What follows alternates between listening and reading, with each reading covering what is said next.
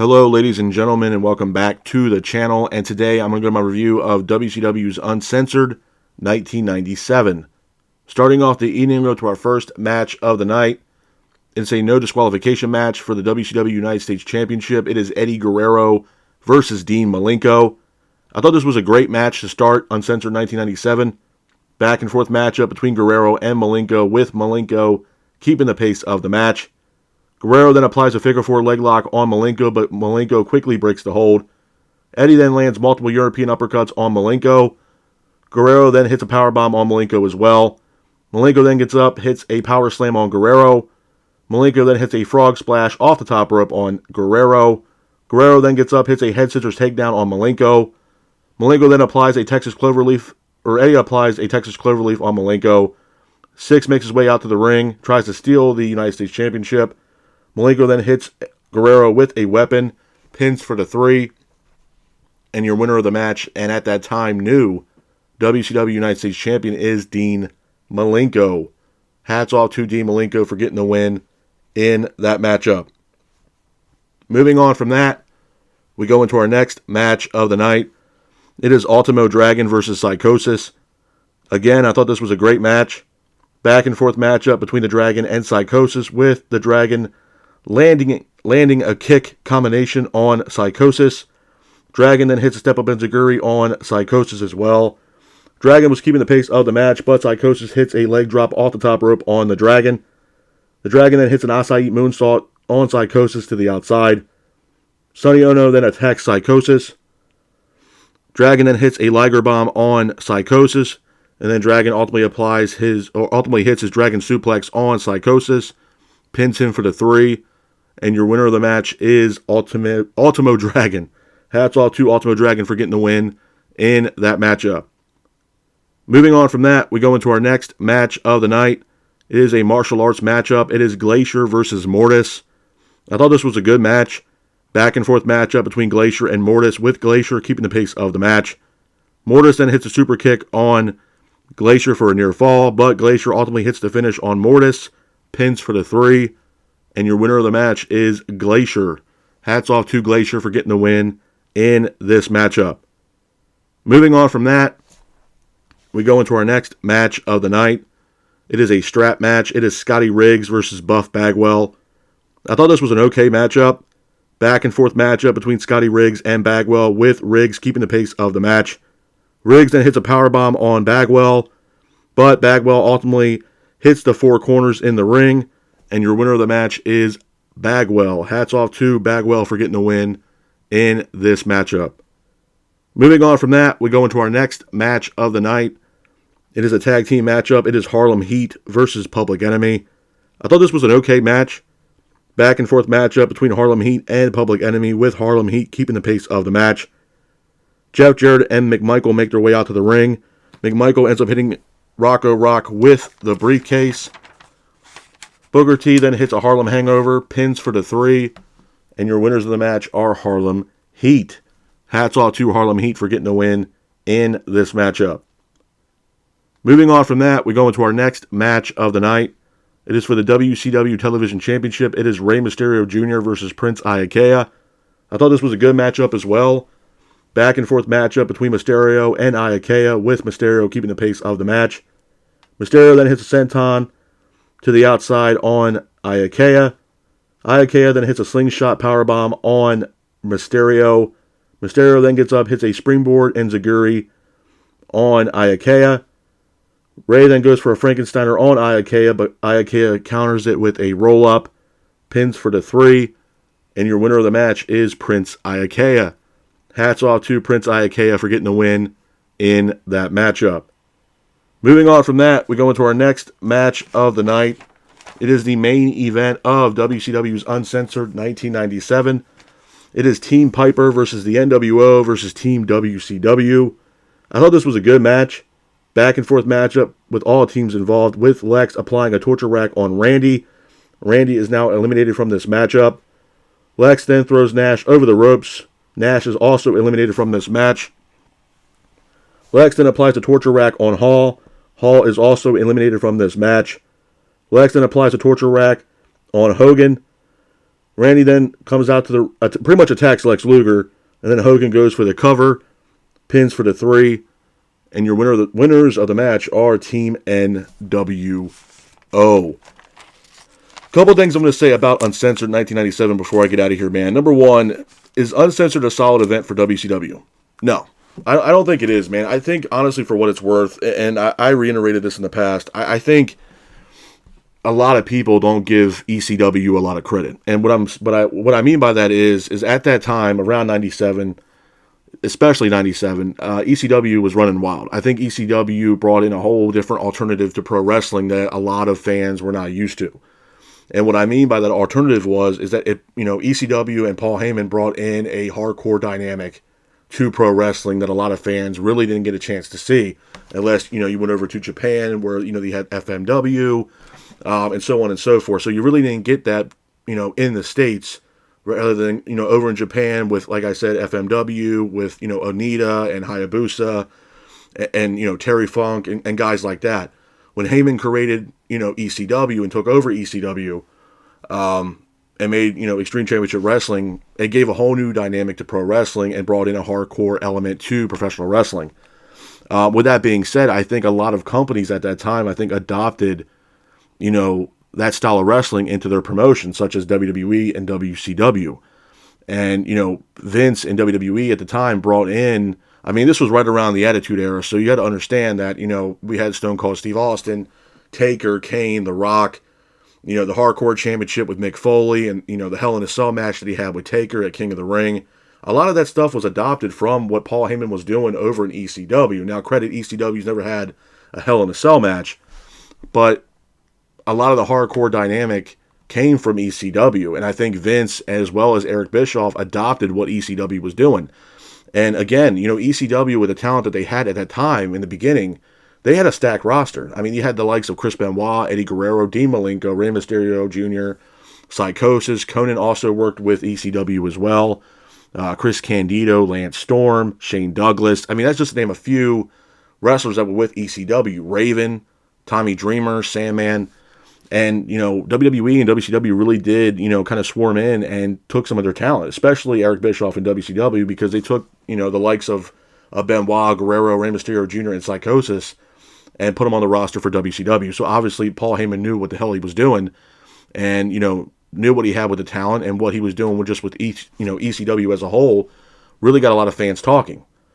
And, with that being said, like I stated earlier, I think a lot of companies adopted what ECW was doing, and I think that's where Uncensored came into play, because a lot of the matches on Uncensored were, kind of a hardcore matchup. And WCW even had their own hardcore championship that a lot of people don't remember because it was horrendous, but they adopted that from ECW, as well as what WWE did with, having a hardcore championship.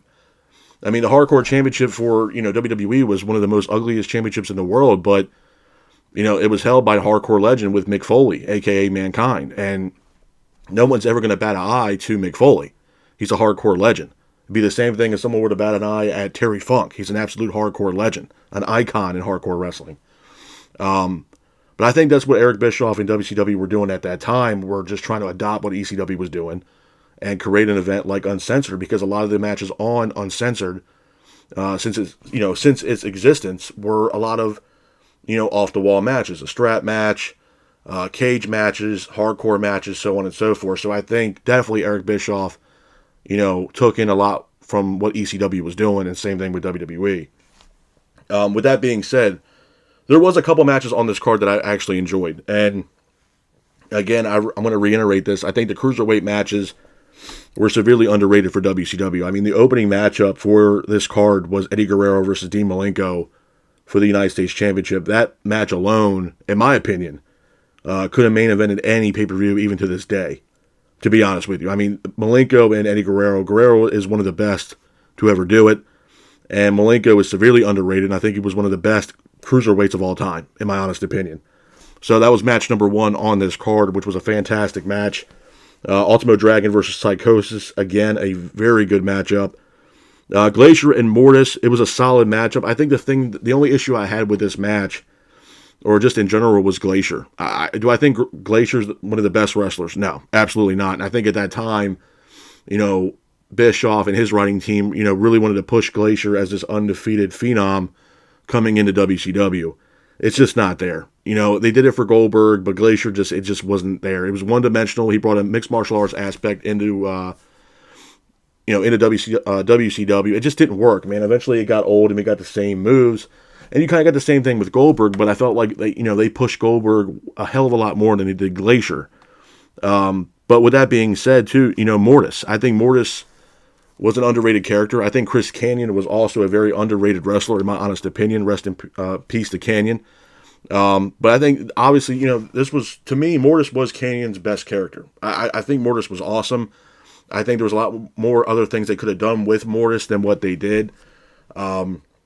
Especially, years later in WCW when they brought in the likes of Vampiro and the stuff that he did behind the scenes and the vignettes, especially the storyline that he had with Sting.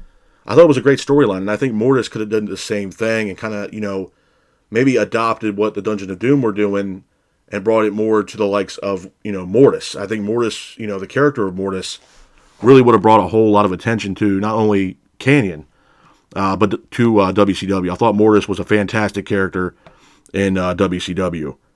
But moving on from that, we have Scotty Riggs and Bagwell. Again, this was a lackluster match, man. Look, there might be people out there that are humongous Buff Bagwell fans. I just think Buff Bagwell really didn't bring that much to the table as a singles competitor. I'm sorry. I mean, I think, was he needed in the NWO? No. I think, he was probably begging the NWO for a job. I don't think NWO would have been 100% fine without the likes of a Buff Bagwell. I think Buff Bagwell needed NWO to keep, a little bit more longevity in his career, to be honest with you. I mean, his finisher, the blockbuster, great move. But, again, I think, with, Bagwell, I think what it really came down to later on in his career, it came down to more entertainment than it did wrestling value for Bagwell. I think Bagwell, and I stated this in the past about Bagwell, I think Bagwell, as far as in-ring career, he was better suited as a tag team wrestler than he was a singles competitor. I think, him teaming up in the early days, when WCW really started to take off, and I'm not talking about from the NWO days, I'm talking about, in the early 90s, Bagwell was teaming up with Too Cold Scorpio, and they were a fantastic tag team. They really were. I mean, you had Too Cold Scorpio, who brought in a high-flying dynamic to that tag team, and then you had Bagwell, who was more of a mat wrestler, but wasn't afraid to do moves off the top rope. And I think both, the dynamic of Scorpio and Bagwell, I think it just gelled perfectly together. Obviously you had the veteran and Scorpio over Bagwell, and I think it was great for both of them. I think, having Bagwell as, the rookie coming in, and, obviously Scorpio having, the veteran leadership that he had, and obviously he was wrestling a lot longer than Bagwell was. I think the tag team just worked, man. I mean, I think they were even managed by Theodore Long. So the tag team worked, and to me, that was the best part of Bagwell's career. I think he was better suited to be in a tag team than be, a singles competitor. But moving on from that, we have Harlem Heat and Public Enemy. Again, Harlem Heat, one of the best tag teams WCW has ever put together with Stevie Ray and Booker T. And Booker T went on to have a really decent, solid singles run. I mean, he was 5-time WCW champion, main eventer, Hall of Famer, and obviously it didn't really benefit Stevie Ray that much, but again, Harlem Heat was a solid tag team. They were managed by Sensational Sherry, and they were a great team. Public Enemy, same thing. I stated this in the past. I think Public Enemy's time as a tag team was better suited when they were in ECW. I don't think Public Enemy, Johnny Grunge, and Rocco Rock really fit into the mold of what WCW was trying to do with Public Enemy. Public Enemy are a hardcore tag team, and they made a name for themselves working in Philly and under the ECW banner working with Paul Heyman. And I think Rocco Rock and Johnny Grunge were severely underrated. I think as a hardcore tag team, I mean, they won multiple ECW tag team championships. I just think Eric Bischoff and his team really didn't know what to do with Rocco Rock or Johnny Grunge for that matter. But am I going to say they weren't over in WCW? Yeah, I think they were over. I think they were, baby faces for sure. I think they were a babyface tag team, but I felt like what they brought to the table, I don't think WCW really was interested in what they were doing because they are a hardcore tag team. And I just think at that time when they came in, I felt like they really didn't know what to do with Public Enemy, in my honest opinion. But all in all, it was a solid match, and hats off to Harlem Heat for getting the win in that matchup. Mysterio Jr. versus Prince Iaukea for the television championship. Solid match. I mean, Mysterio is an absolute legend. Made a great name for himself working with ECW and WCW, obviously. But I can't really say the same thing about Prince Iaukea. I don't know why they were really pushing him in WCW at the time. I just felt like he was one of those wrestlers that were really lackluster. I mean, a lot of people back in the day gave Regal a bunch of, BS saying that he couldn't wrestle. But Regal could wrestle. I can watch, Regal wrestle all day. I mean, he is, the prototypical wrestler, in my honest opinion. I think Regal obviously is a mat wrestler, but he knows what he's doing. And I enjoy watching his matches, where with Prince Iaukea, it just gets boring, to be honest with you, man. I feel like Mysterio was really carrying the match. And unfortunately, Prince Iaukea ended up getting the victory in a counter roll-up on Mysterio. And then we get to the main event. It's Team Piper versus Team NWO versus Team WCW. Again, it was a solid main event. But again, when NWO came around, it was a lot of NWO versus WCW. And this is exactly the pure definition of that. You got Team Piper, NWO, and Team WCW. So WCW was always, having internal issues with NWO and vice versa. There was always some kind of conflict between the two. And that's how Eric Bischoff wanted that to happen. He wanted NWO to be its own private entity, not, with WCW. And prime example was when, Eric Bischoff sold out, and it was an all NWO pay-per-view, and it was horrendous. It was a humongous flop. And if anybody says that pay-per-view was great, it was horrendous. I mean, you had Eric Bischoff, and if I'm not mistaken, Ted DiBiase on commentary throughout the entire match. Well, all the matches. And it wasn't there. They were trying to sell something that just wasn't there, and it was just awful. Big fan of the NWO and what they did. I definitely think NWO really changed the game in professional wrestling, especially, with a guy like Hogan, who was always, at that time, leading up to him joining Nash and Hall, was a humongous babyface. So to see Hogan turn heel, nobody ever expected Hogan to turn heel, and he did. And it changed the wrestling world forever. So, again, solid main event, but from top to bottom, it was an okay card at best. Just like I do with every single one of these pay-per-views, I always give these pay-per-views a rating from 1 out of 10. I'm going to have to give WCW's Uncensored 1997 a solid 5, 5.5 at best. But this is my review of WCW's Uncensored 1997. I hope you guys are out there staying safe. Be careful, and remember, stay classic. Peace.